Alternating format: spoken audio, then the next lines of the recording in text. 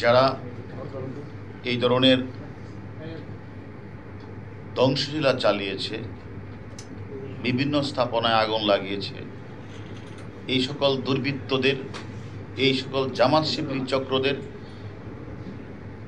যেমন ধরার দায়িত্ব আমাদের কাজ। আবার আমাদের পুলিশের একটা কাজ হচ্ছে, যদি কেউ নিরাপত্তাহীনতায় ভোগে এবং তারা যদি বিভিন্ন জায়গাগুলিতে বলে যে আমাদের যে কোনো সময় আমাদের বিপদ হতে পারে, সেটা আমরা জানার পরে আমাদের নৈতিক দায়িত্বটাই হচ্ছে তাদেরকে সেফলি নিয়ে আসা।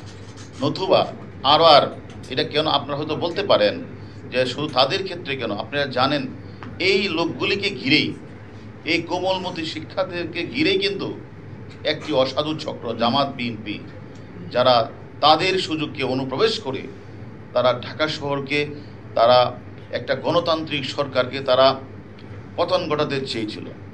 তারা রাষ্ট্রের সবচেয়ে গুরুত্বপূর্ণ স্থাপনাগুলিতে তারা আগুন লাগানোর চেষ্টা করেছিল পূর্বকল্পিতভাবে।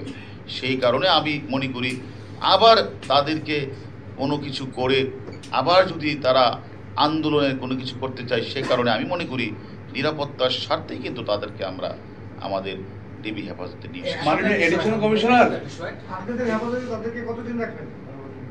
ওটা আমরা তাদের সাথে কথা বলবো, তার পরিবারের সাথে কথা বলবো।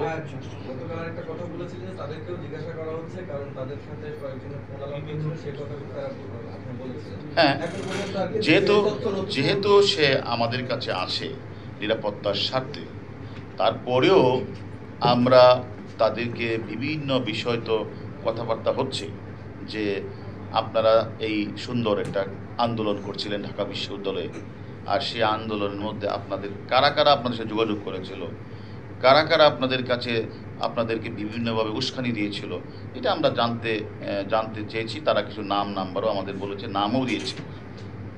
মাননীয় এডিশনাল কমিশনার, আপনি নিরাপত্তা দিচ্ছেন, সবার নিরাপত্তা আপনারা দিচ্ছেন আইন শৃঙ্খলা বাহিনী। আসলে দেখেন, এই কথাটা আপনাদের বলছি, বাংলাদেশের অনেক যারা বিভিন্ন ধরনের তাদের কি বলে, যারা ফেসবুকে লেখালেখি করে, অনেকের নাম্বারকে ঘিরে অনেকে কিন্তু বিভিন্ন ধরনের গুজব ছড়াচ্ছে। এটা আপনার লোকের যে আমি বাংলাদেশ থেকে পালিয়ে গেছি, গুজবও দেখছেন আপনি, না দেখি বিশ্বাস করছেন? অনেকে আমাদের রাষ্ট্রের অনেক ব্যক্তির নামে কিন্তু অনেক গুজব আসছে, এটা তো বিশ্বাস করেন না। তাহলে এটাও বিশ্বাস করার কোনো কারণ নাই যে আমরা সিকিউরিটির স্বার্থে যাদেরকে আমরা এনেছি তাদের নিয়ে যদি কেউ গুজব ছড়ায়, সেটা আপনারা বিশ্বাস করবেন। গুজবই তারা এই গুজবটা ছড়িয়ে তারা তাদের ভিউ বাড়িয়ে তারা কিছু টাকা ইনকাম করতে চায়, এটা আপনারা বিশ্বাস করবেন না। মাননীয় এডিশনাল কমিশনার, তিন সমন্বয়ক